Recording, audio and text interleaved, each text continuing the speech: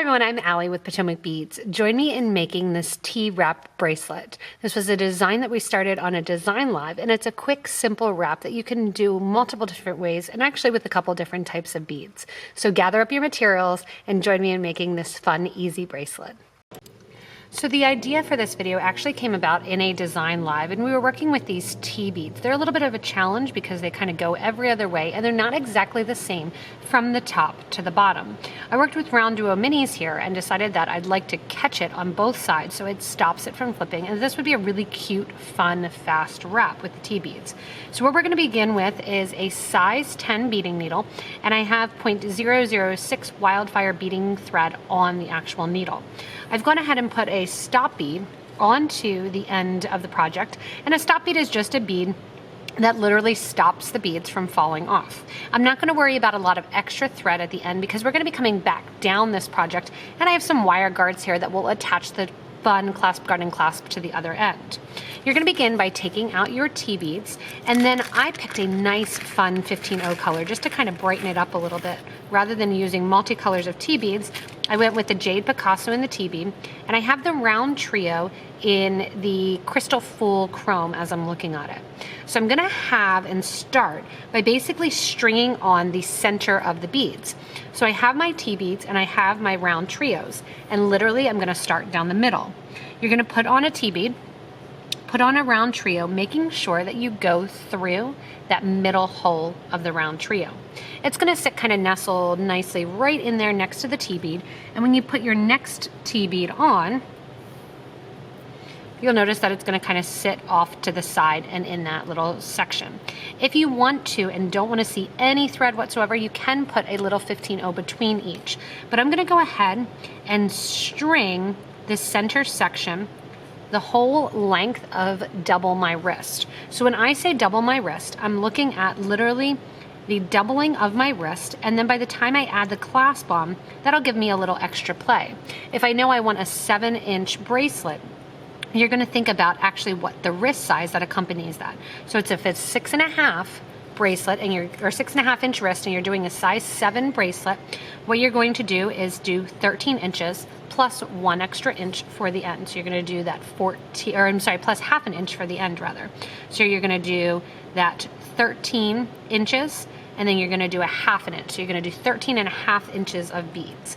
That's what I'm going to do to make it a pretty standard wrist. So I'm literally just stringing on through the middle of that RounTrio, making sure you're going through the middle, a good 13 inches of my beads, making sure that I get my pattern correct, and then I do every other RounTrio T bead, RounTrio T bead. So I'm at the end of my 13.5 inches, and I'm getting ready with my clasp and my wire guard to start adding that on, as well as then coming back down the top and the bottom and adding my 15-0s. Another thought, if you want to, is you can use a different color along the top than the bottom of your 15-0s and kind of have fun with that. I'm using the Toho Opaque Sour Apple in the 15-0 as I come down the project. Coming out the last T bead after those 13.5 inches, I'm going to add 2 15-0 seed beads. After that, I've already placed my wire guard into my Claspgarten clasp, and this is a nice, the clasp is a OP scrolled rectangle, and I'm going into one side of my wire guard, which I have into the end of the clasp there. I'm going through that clasp, making sure the wire kind of hangs out there. And then I'm going to go down through the wire guard through the other side. After coming out there, I'm going to do 2 more of my 15s, and I'm going to go back in to my last T bead and over. Now you want to think of the RounTrios not as sitting horizontally, but the holes are actually going to sit vertically. So a lot of times we're thinking holes are going straight across this way. I've got my 3 holes. We're actually going to put them on end, so that middle hole goes right through the middle, and then we're going to top and the bottom. To catch on to that, we're literally going to sew through, add 1 seed bead, and we're going to sew through the next hole of the RounTrio. After there, we're jumping over to the next RounTrio over top of the T bead. To go over top of the T bead, I want to add in 4 of my 15s, put those on my needle, go over top of the T bead, and add in the next grouping there. You can see they're just going to kind of lay right on top of the T bead there. And we're actually going to, sorry, with this round trio, we're going to actually add 5 of our 15s. I also, now that I'm through, I want to give a little tight pull, making sure that I don't have any extra thread that's showing. As we go and as we create, I want to try to think of my T beads as flipping every other bead. So it's going to kind of sit every other bead on top of that T bead. That one T bead is going to go with the big end towards the left, and the other T bead is going to go with the big end towards the right. So I'm going to add 5 more of my 15 Toho seed beads, and then I make sure that the T bead is going the other direction. Grab another hole of that next round trio, and away I go. I'll make sure as I come down one more time, really, that the T beads are sitting in the correct location. But I'm going to add 5 more seed beads.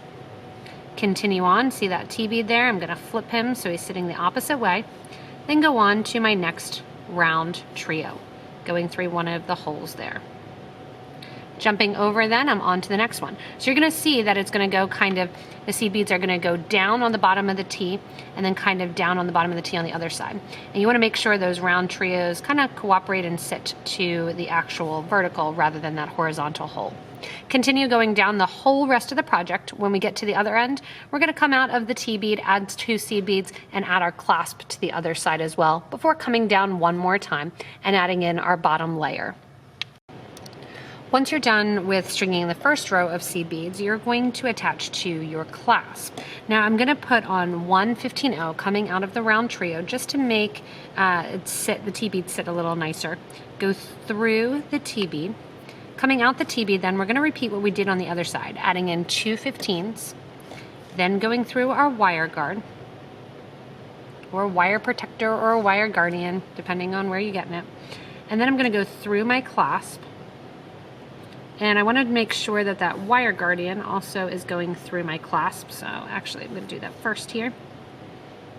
Make sure that wire guard is through your clasp. And that other thread floating around here is just my starter thread. Then I'm going through the clasp and through the wire guard on the other side. When I come out the wire guard on the other side, you're going to make sure that your thread stays in that little track of the wire guard. Pull it down a little bit so you don't have any extra thread showing. Add 2 more of your 15-0s, and you're going back through that T bead that you're coming out of. I'm going to tighten it up. When we're coming back out that T bead, we are actually going to kind of sneak back up to the top. We're going to go back through that 11-0 that sits above, go back through the T bead, and we're going to reinforce the clasp. So we're kind of sneaking around here. You'll see a tiny bit of thread on that seed bead, but you really won't see it at all. Go back through the wire guard, and this is going to reinforce. Anytime I put on a clasp or a wire guard, I want to make sure there's more than one piece of thread attaching to that end. Going back through here, then back through those 2 seed beads. And at this time also, we're going to take the stop bead off from that starter end, tie those 2 thread ends together, and that's going to end the stop bead. So we're going to do that while we're here. And then we're going to take the needle and thread through the T bead, add 1 more 15-0 onto our needle, and go through the opposite hole of the round trio. That's not kind of facing towards the top. So we're basically going to be going through the bottom, going through the T bead, coming out the T bead on the opposite side. When I come out the T bead on the opposite side, making sure I'm not looping around my clasp here. You'll have extra thread if you start out with about 5 feet of thread. I did not, so that way it would stay in frame a little bit better. So I'm going to have to add some thread. But I'm going to go add 1 seed bead, go through my next round trio, and then we're on to this back side. Here's where it's important to make sure that our T's are going every other direction. And you're just going to continue on adding in those 5 beads. Again, if you want to, you could have switched to the color of seed beads. Another fun idea is to kind of do the T beads in completely different tones.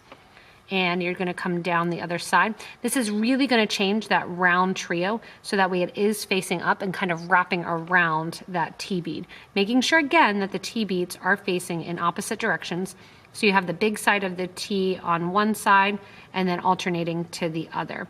So you have big, small, big, small, big, small, big, small as you look down to the right or left. You're going to continue on going down through that open hole of the RounTrio, which again is going to make those T-beads kind of sit almost entrapped or encased every other. And then when we get down, we'll reinforce the clasp that we added first and finish off the thread. As you get to the end of the bracelet, you're going to add one of your 15-0s, go through that last T-bead up towards the clasp. Might need to kind of shake it through there a little bit. And at the same time, going up through the 15-0s on the other side of that T-bead, as well as through the wire guard and through the clasp. After you go through the wire guard and the clasp, what you're going to do is sew back down the project a little bit and just knot your thread off somewhere along the side. So that way your thread end is not being shown. And if you do not have T-beads, you can do this with any bead. It's really fun, kind of, especially if you get grab bags or something like that, you have a bunch of beads that you're not sure what to do with. The RounTrios kind of hold them in and make it look really, really fun and interesting. When you put it on your wrist then, after you burn the threads down, you're gonna have this fun look of kind of those T-beads in that shape going every which way. Put that fun clasp on and you have a nice, simple, easy little fun, unique bracelet, which you're not going to see kind of everywhere. You can really play up to the different colors and the different beads that you're going to use while you're making this nice T-wrap bracelet. Thanks so much for watching the T-wrap bracelet. Remember, you can do this with lots of different materials. Just grab a pack of RounTrios or faceted RounTrios if you want to make it a little shinier. The T-beads were fun because they work in different directions and you can really play up the colors. Again, if you need any of the materials, they're in links right below the video in that little shop here, show now more description there, as well as you can subscribe and like this YouTube video. When you subscribe, you get regular updates from us when we go live on YouTube, when we do new Better Beader episodes, as well as tons of different patterns. As always, you can be more interactive with us by joining our Facebook group for beading and jewelry making. Really get inspired there and get excited in the beading community. Thanks so much for watching and happy beading, everyone.